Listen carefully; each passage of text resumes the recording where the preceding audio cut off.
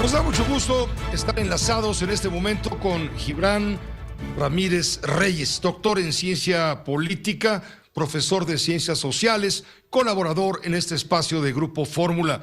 Gibran, desde luego, tendrá su muy valioso análisis y punto de vista de lo ocurrido ayer en la Plaza de la Constitución, en el Zócalo y en otros puntos clave de la República Mexicana y algunas expresiones en embajadas y consulados de México en el extranjero. Gibran, bienvenido. ¿Cuál es tu lectura? ¿Cómo te va? Muy buena tarde.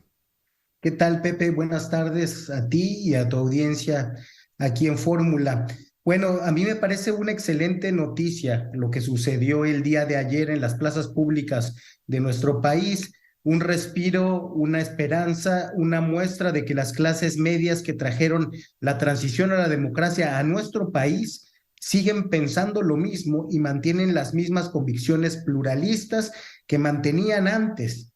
Las costumbres del poder, sin embargo, no cambian. Sus usos y costumbres permanecen iguales. Los periódicos oficialistas prefirieron decir miles se manifiestan, aunque hayan sido centenares de miles a lo largo y ancho de todo el país.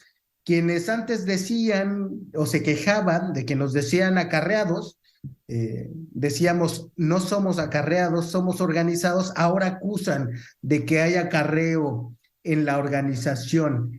Quienes solían decir a los que iban a manifestaciones antes del PRI y después de la oposición, que no sabían ni siquiera qué hacían ahí, porque no dominaban la argumentación técnica o teórica de sus reclamos, pues ahora dicen lo mismo respecto a estas expresiones ciudadanas. Lo único que tienen en común es que estos argumentos vienen desde el poder. No importa que antes estuvieran, o más bien, antes les parecían válidos por estar en la oposición, antes les parecían inválidos por estar en la oposición, hoy les parecen válidos por estar en el poder. No se dan cuenta de que con ello se igualan a los priistas y a los panistas que antes decían combatir. Incluso en prácticas muy sucias, Pepe, esto de intentar ensuciar la foto de la manifestación o de la plancha del Zócalo, negando la bandera o plantando alguna lona gigante que dijera García Luna no se toca para que pareciera que ese era el reclamo de la plaza, es realmente una práctica no solo antidemocrática, sino también de muy bajo nivel. Antes al obradorismo se lo hizo el priismo y se lo hizo el perredismo de la Ciudad de México, el perredismo de Mancera. Pero debo decir, las personas son las mismas, ¿eh? Esos que estaban antes con Mancera o que estaban antes con el PRI, en su mayoría ya se fueron hacia Morena. Son aquellos adictos al poder. Por desgracia, la ciudadanía tiene que seguir luchando para encontrar la apertura de estos cauces democráticos, una ciudadanía que carece de líder en este momento. Ninguno de los discursos, ni a uno el que fue muy decente del ministro Cosío, es capaz de expresar toda la fuerza que demuestra la ciudadanía en su reclamo. Es una ciudadanía en busca de líder, en busca de dirigente, para poder librar de mejor manera esta batalla por el pluralismo.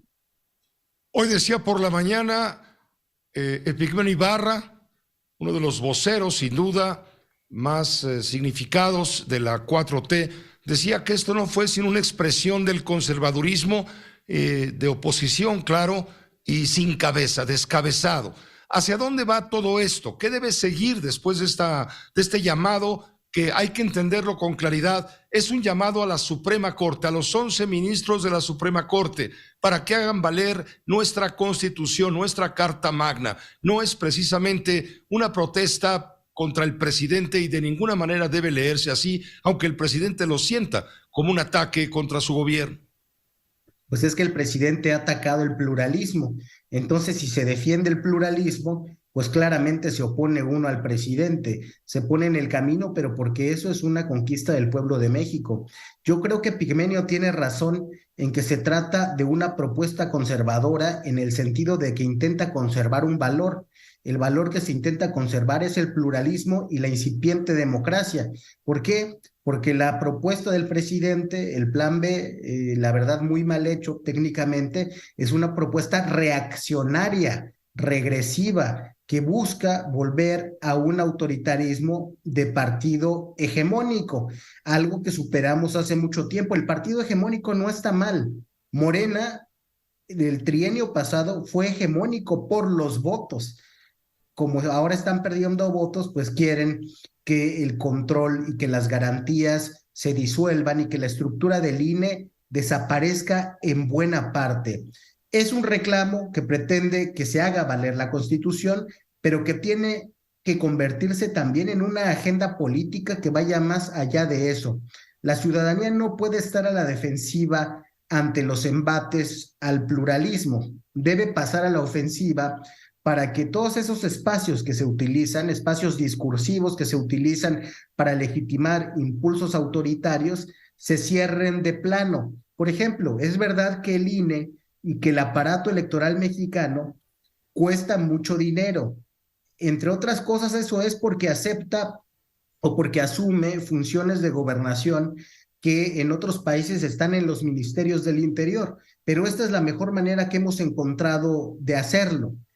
Yo creo que una manera de hacer más barata la democracia mexicana será trasladar esos recursos que están, por ejemplo, en gobernación a los aparatos que efectivamente llevan esas tareas a cabo. Entonces, un diseño institucional más eficaz se puede hacer, tiene que estar en la agenda, tiene que cambiar el sistema de partidos para que no le demos pretexto a cualquiera que llegue a criticarlo para destruirlo en lugar de mejorar. ¿Tú dirías finalmente, Gibran, que el presidente de la República sintió frío con lo que ayer sucedió en la Plaza de la Constitución y por eso salió a decir hoy en la mañana, no hombre, nosotros los de Morena la tenemos más grande? Sí, yo creo que el presidente está preocupado que como su principal argumento democrático era esa capacidad de movilización, nunca los votos, siempre la movilización. Los votos fue algo que empezó a presumir a partir de 2018, pero el que le ganen en ese terreno, que es el de la plaza pública, por lo menos en términos de organización y de agenda política, recordemos la marcha anterior del presidente de la República, fue una marcha desde el poder y hacia el poder, tan mal organizada que aunque la convocatoria fue muy amplia, nunca pudieron llenar el Zócalo porque llegaban de todos lados, los autobuses obstruían algunas de las calles, algunas personas llegaron antes y se retiraron porque venían de otros estados de la República a hacer turismo electoral, porque pues tenían muchas ganas más de ir a la Basílica o de ir al Palacio de Bellas Artes que de ir a esa manifestación.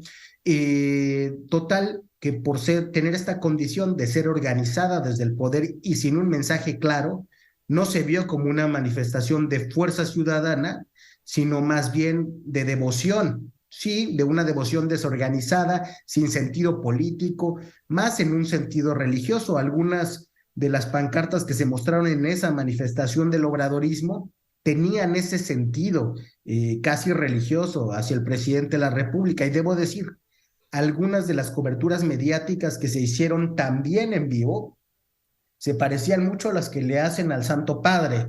Creo que esa diferencia cualitativa entre lo que vimos ahora, una ciudadanía autoorganizada, aunque carezca de dirigentes legítimos para enarbolar sus reclamos, con la manifestación desorganizada que requirió de todos los recursos desde el poder y que no tenía una agenda clara, sino solo una colección de consignas, muestra muy bien el terreno en el que se va a dar la disputa de 2024.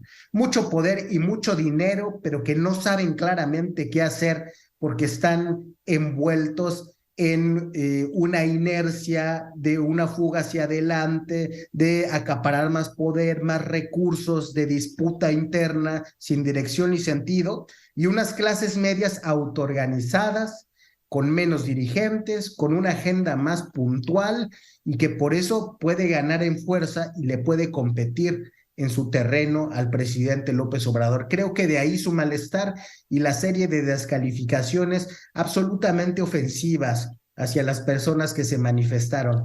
como decir que son partidarios de García Luna o de los privilegios, como si no hubiera sido la clase media urbana, particularmente la de la Ciudad de México, la que le dio la dimensión nacional a López Obrador.